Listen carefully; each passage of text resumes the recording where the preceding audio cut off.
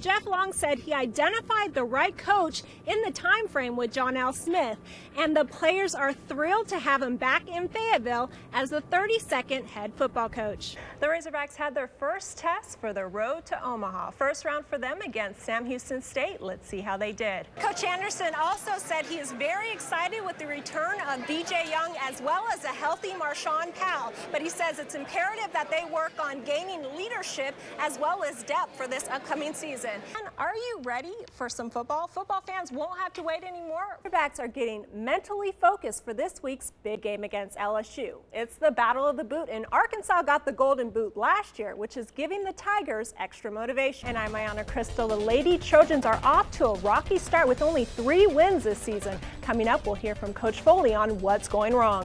A question on many Razorback fans' mind is Niall Davis going to return to play in the Cotton Bowl? But unfortunately, the plans for the bowl game and next season remain unknown. This is going to be a conference showdown now. Both teams are undefeated in conference play. And now joining us is Coach Kelly. Coach, you guys seem to be clicking on all cylinders, offensively, defensively. And Jesse Johnson is 23-0 this season in the 106-pound weight class and the #1 seed going into the state championship tomorrow. But it was a long road getting here. Jesse Johnson was born in Russia. At 3 years old, an Arkansas family adopted him, but it didn't work out.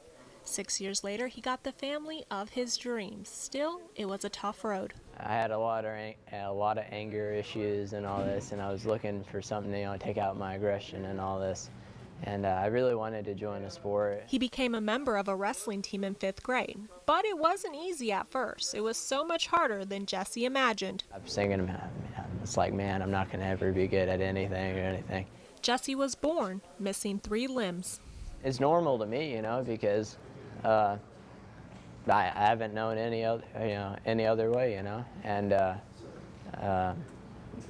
I don't look at it as a disability, I look at it as, I'm just another guy out there, trying to compete. His coach for the last 3 years, Ty Roberts, says Jesse never uses his limitations as an excuse.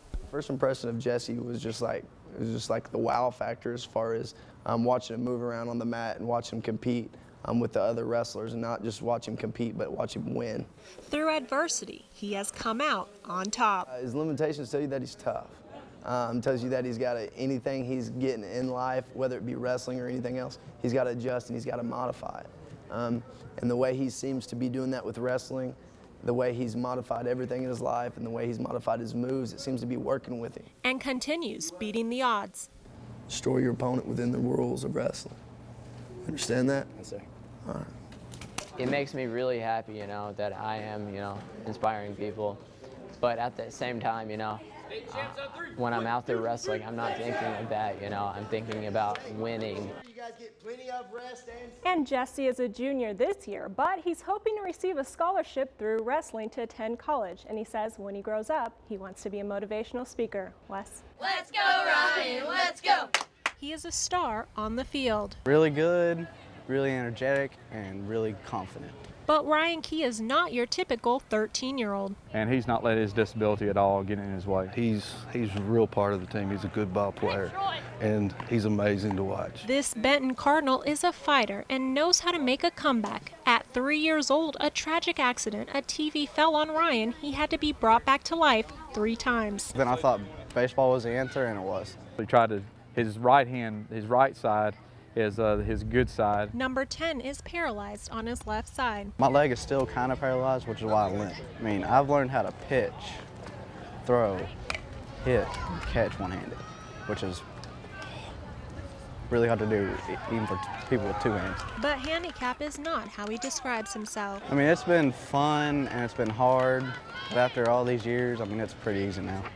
It is giving him another outlet to form relationships with people, a social outlet, and again, just an encouragement to be treated the same. When Ryan is on the field, you can see his passion for the game. It's just desire and want to. It's amazing to see him on the mound and to throw it and then put that glove up and catch it. So, Benny, how do you feel playing with me?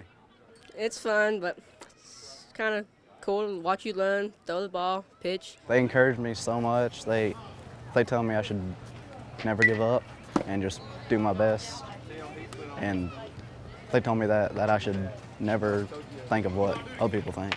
Go on! I mean, like, I don't say I'm the best. I mean, I just say I'm just pretty good. People see him and say, wow, look what he's doing. And here I am feeling sorry for myself. And he's having time of his life. It's just, he's got that spirit that he's going to do it and do what it takes to overcome or to excel. And it's just neat. He's got a fantastic arm, and he knows it. And golf is a complicated sport, not only taking the physical ability, but also taking a lot of mental toughness. And for one golfer, the sport has been a great outlet and has taught her many life lessons that she uses in her everyday life. Let's meet Becca Walker. I can do basically anything that I set my mind to. Becca Walker has used that motto throughout her life. She was born in South Korea and put up for adoption.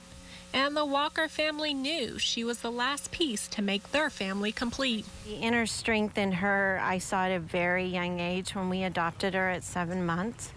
And I saw that determination at that point. And I think that really has been a key for her in whatever aspect that she's done. Becca was born with her left arm not fully developed, but she has never viewed herself as being disabled. This is my left arm, and I still have fingers, but they're not fully grown. The stares and discouragement from people give her extra motivation. I don't think you can do that because you only have one arm, but really, most of the things that they say I really can do, and sometimes it does hurt my feelings. She's been very determined, very strong, and just having a good attitude about the whole thing, never giving up.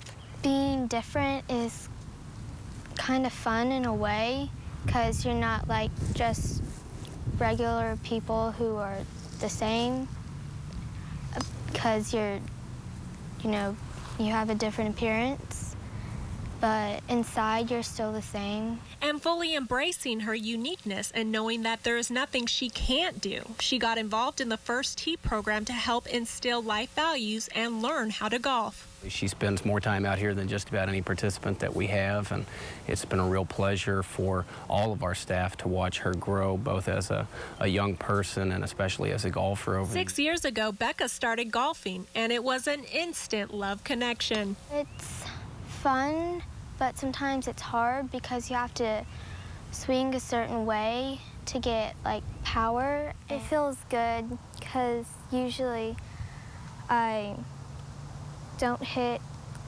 as far,